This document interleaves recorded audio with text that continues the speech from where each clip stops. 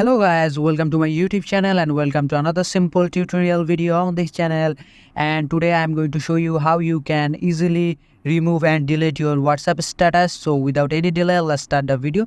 First of all, go to your WhatsApp and now I'm going to update my status. Now go to your update option here and select my status here.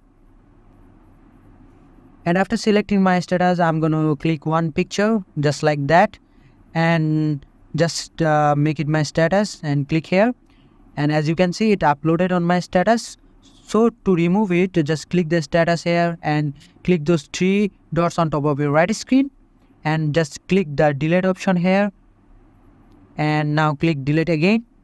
And now as you can see my status is gone. In this way you can easily delete or remove your WhatsApp status. So this is the video and I hope this video helps you, and if this video helps you, please consider subscribing to my channel, and I'll see you guys on the next video.